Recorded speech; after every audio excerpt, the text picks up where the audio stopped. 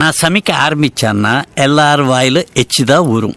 இன்னைக்கு நீ கண்டிப்பாக சொல்லிடுவேன்னு தெரியும். ஏன்னா எனக்கும் ரொம்ப பிடிச்ச உனக்கும் ரொம்ப பிடிச்ச கார்ட்டூன். நீ சொல்றியா இல்லை நான் சொல்லிடவா? இல்லை நானே தான் சொல்லுவேன். ஏன்னா எனக்கு ரொம்ப ரொம்ப ரொம்ப பிடிச்ச கார்ட்டூன் தான். எல்லாருக்குமே ஆல்மோஸ்ட் பிடிக்கும்னு நினைக்கிறேன்.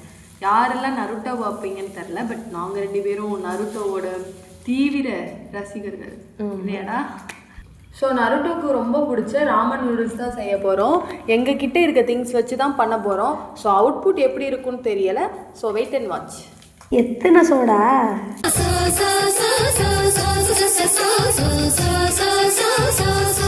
அப்புறம் எல்லாரும் நேற்று போட ஷார்ட்ஸ் பார்த்துருப்பீங்க. அதில் பன்னீர் செஞ்சுருப்போம். அது எதுக்கு யூஸ் ஆனிச்சோ இல்லைங்க, இதுக்கு யூஸ் ஆயிடுச்சு.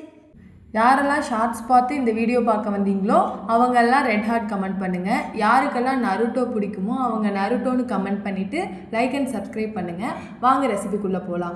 நார்மல் நூடுல்ஸ்னாலும் ஓகே, இல்லை ராமன் செய்கிறதுக்கே உள்ள நூடுல்ஸ்னாலும் ஓகே.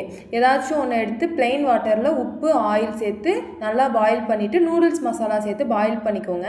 தென் அதுக்கப்புறம் நூடுல்ஸ் தனியாக அந்த வாட்டர் தனியாக செப்பரேட் பண்ணி வச்சுக்கோங்க. இது கடைசியில் தான் இனிமேல் யூஸ் ஆகும்.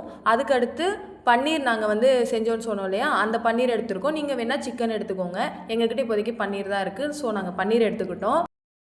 ஒரு பேனில் ஆயில் சேர்த்து பன்னீர் சேர்த்து உப்பு மிளகாத்தூள் சோயா சாஸ் சேர்த்து டீப் ஃப்ரை பண்ணிக்கோங்க. எங்ககிட்ட பன்னீர் இருக்குது, ஸோ நாங்கள் பன்னீர் சேர்த்துக்கிட்டோம். நீங்கள் சிக்கன் சேர்த்தாலும் இதே ப்ராசஸ் தான், இதையே ரிப்பீட் பண்ணிக்கோங்க. அப்புறம் யாருக்கெல்லாம் நருட்டோ ஹினாட்டா லவ் ஸ்டோரி பிடிக்குன்னு சொல்லுங்கள். நான் அவங்க லவ் ஸ்டோரிக்காகவே அந்த அனிமேஷன் பார்த்தேன். அதுவும் தமிழில் கூட இல்லை, சப்டைட்டில் வச்சு ஃபுல் அனிமேஷனும் பார்த்து முடித்தேன். என் லைஃப்லேயும் அப்படி ஒரு நருட்டோ வருவானா அப்படின்னு தான் வெயிட் பண்ணிட்டு இருக்கேன்.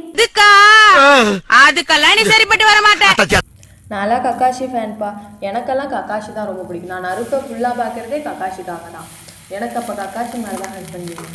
ஒருத்தனுக்கு எந்திரிச்சு நிக்கவே ஒக்கில்லையா, அவனுக்கு 9 பொண்டாட்டி கேக்குதா. சரி, உனக்கு எதுக்கு கக்காசியை ரொம்ப பிடிக்கும்? அதெல்லாம் எனக்கு சொல்ல தெரில, பட் கக்காஷியை ரொம்ப பிடிக்கும். எத்தனை பேருக்கு பிடிக்கும்னு தெரில. எனக்கு அவனை பார்த்தாலே ஒரு மாதிரி ஹாப்பியாக இருக்கும். நம்மளாம் எதுக்கு நான் பார்க்குறோம் அனிமேஷன், ஜாலியாக இருக்க தானே. ஆமாம், சீரியல் பார்த்து சாவறதுக்கு அனிமேஷன் பார்த்து சந்தோஷமாக இருந்துட்டு போயிடலாம். நான்லாம் சீரியலே பார்க்க மாட்டேன். நீ பார்ப்ப தானே? நான் சீரியல் பார்ப்பேன். தெரியும். என்ன மாதிரி யாராவது இருந்தீங்கன்னா கமெண்ட்டில் சொல்லுங்கள். வீட்டுக்குன்னு 2-3 இருக்குங்களேங்க. சீரியலும் பார்க்கும், கார்ட்டூனும் பார்க்கும். அந்த மாதிரி தான். அதில் என் ஃப்ரெண்டும் ஒரு ஆள். நம்மளாம் பியூர் கார்ட்டூன் வெறியனுங்க. நீ எப்படி? நம்மளாம் எல்லாமே சீரியலும் பார்ப்பேன், கார்ட்டூனும் பார்ப்பேன், சீரீஸும் பார்ப்பேன். மூவி இவ பார்க்குறதுலாம் எப்படி தெரியுமாங்க? அந்த வெட்டுறது கொள்றது சைக்கோ கில்லர் இவ கூட நைட்டில் இருக்கவே பயமாக இருக்குங்க. கத்தி எடுத்து குத்திடுவாளோ அப்படிங்கிற பயம்லாம் இருக்கும். ஆமாம், எனக்கு க்ரைம் த்ரில்லர் மூவிஸ் தான் எப்போவுமே பிடிக்கும். நான் அதை யாருக்காகவும் விட்டு கொடுக்க மாட்டேன். எனக்கு மற்ற எல்லா மூவிஸ் விட க்ரைம் த்ரில்லர், நார்மல் த்ரில்லரும் பிடிக்காது, க்ரைமும் அந்த அளவுக்கு பிடிக்காது. க்ரைம் த்ரில்லர் அடுத்து என்ன நடக்க போகுது அந்த மாதிரி இதெல்லாம் எனக்கு ரொம்ப பிடிக்கும். எனக்கு சைக்கோ கில்லர் மூவி பிடிக்கும். மற்றபடி நார்மலாக மூவினாவே பிடிக்கும் எனக்கு. ஆனால் நான் ஆல் டைம் கார்ட்டூன் அடிக்ட்டு.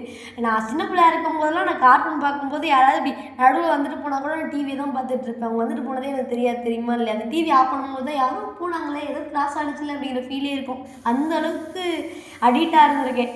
நீலாம் எப்படி? நான்லாம் அப்படி கிடையாது. நான் full and full comedy variance. நான் அப்போல்லாம் சின்ன பிள்ளையில ஃபுல் அண்ட் ஃபுல் காமெடி. அந்த ஆதித்யா சேனலுக்காகவே எங்கள் வீட்டில் சண்டை நடக்கும். நீ உங்கள் வீட்டில் இருக்கல, அந்த மாதிரி என் வீட்டில் ஒன்று இருக்குது. எங்கள் வீட்டில் எப்படி தெரியுமா? நைட்டு கரெக்டாக ஒரு 5-6 மணி எங்கள் அம்மா எழுப்பி விட்ருவாங்க. ஸோ ரிமோட் எங்கள் அண்ணன் வச்சு தான் தூங்குவான். அப்போ என்ன ஆகும்னா, அவன் எந்திரிக்கிறதுக்குள்ளே போயிட்டு யார் ரிமோட் எடுக்கிறாங்களோ அவங்க காலையில் அவங்களுக்கு பிடிச்ச ப்ரோக்ராம் பார்க்கலாம். அந்த மாதிரி இருக்கும். அப்படிலாம் இல்லையா நீங்கள்? ஏன்னா இல்லை எங்கள் வீட்டில் ரிமோட்டுக்கு சண்டை நடக்கும். எப்படின்னா எங்கள் வீட்டில் நான் எல்லாம் ஒவ்வொன்றும் ஒவ்வொரு விதம். ஒரு ஆள் சீரியலு, ஒரு ஆள் காமெடி சேனல், ஒரு ஆள் ஒன்றை மாதிரி கார்ட்டூனு, ஒரு ஆள் ஃபுல் அண்ட் ஃபுல் மியூசிக்கு. அந்த ரிமோட்டை அடிபட்டு நசுங்கி அந்த ரிமோட்டில் பார்த்தா சண்டை என்ன பண்ணிடுவாங்கன்னா, ஒரு ஆள் ஒரு பேட்டரியை பிடிங்கிடும், இன்னொரு ஆள் இன்னொரு பேட்டரி. ஆனால் ரிமோட்டுக்கு புகஞ்சாலுமே விட மாட்டாங்க. இந்த டிவியில் பட்டன் இருக்கும் தெரியுமா? அப்போல்லாம் அந்த டிவியில் அந்த பட்டன் உட்காந்து நோண்டி அந்த டிவியை புகைச்சாதான் நிம்மதியாக இருப்பாங்க. இதில் பத்தாவதுக்கு முன்னாடிலாம் இந்த ஆண்டெல்லாம் வச்சோன்னு வச்சுக்கோ, டவர் கிடைக்காது. பார்த்துருக்கியா? போய் யாராவது ஒரு ஆள் எடுத்துருப்பாங்க பாரு அப்படின்னு சொல்லிட்டு. எங்கள் வீட்டில் என்ன தெரியுமா பண்ணுங்க, ஒரு ஆள் இந்த டிவியில் அந்த மாற்றுறதுக்கு அந்த கலர் இருக்கும்ல, அதில் கை வச்சா ரிமோட் ஒர்க் ஆகாது. ஒரு ஆள் அதில் கை வச்சிரும், ஒரு ஆள் ரிமோட்டில் இருக்க பேட்டரியை பிடிக்கிட்டு போயிடும், ஒரு ஆள் ரிமோட்டை வச்சுக்கிட்டு உட்காந்துருக்கும்.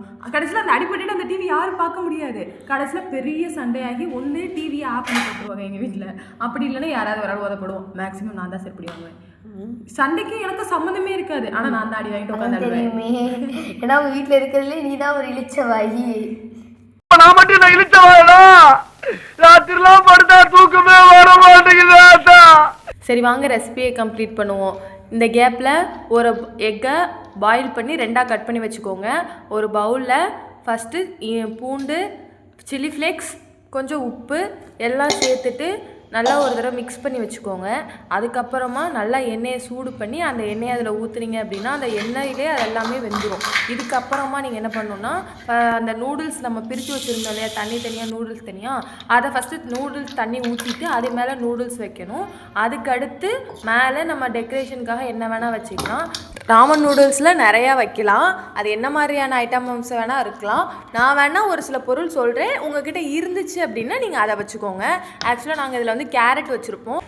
ஆயிலில் கொஞ்சமாக உப்பு, கொஞ்சமாக மிளகுத்தூள் போட்டு கேரட் ஸ்லைஸ் பண்ணி வச்சுருந்தோம். அதையும் போட்டு நல்லா கொஞ்சம் ஃப்ரை பண்ணிட்டீங்க அப்படின்னா கேரட் சாட்டே பண்ணியாச்சு. இதே மாதிரி இதே மெத்தடை ஃபாலோ பண்ணி நீங்கள் ஸ்பினாச்சு, உங்ககிட்ட இருக்க எனி வெஜிடபிள்ஸ் இந்த மாதிரி விஷயத்தெல்லாம் நீங்கள் சாட்டே பண்ணி டெக்கரேஷனுக்காக மேலே வச்சுக்கலாம். நாங்கள் இவ்வளோ தான் வச்சோம். ஜஸ்ட் அந்த பவுல் மேலே 2 எக்கு, பன்னீர், கடல் பாசிலாம் வைப்பாங்க தெரியுமா? அந்த கடல் பாசி இல்லைன்னா அந்த ஜாப்பனீஸ் அந்த ரைஸ் கேக்கில் வைக்கிறது, அந்த மாதிரி நீங்கள் என்ன வேணால் வச்சுக்கலாம். எங்ககிட்ட இருக்க பொருளை வச்சு நாங்கள் செஞ்சோம். பார்க்கவே பவுல் ரொம்ப அழகாக கலர்ஃபுல்லாக இருக்குல்ல. அவ்வளோதான், ராமன் நூடுல்ஸ் ரெடி.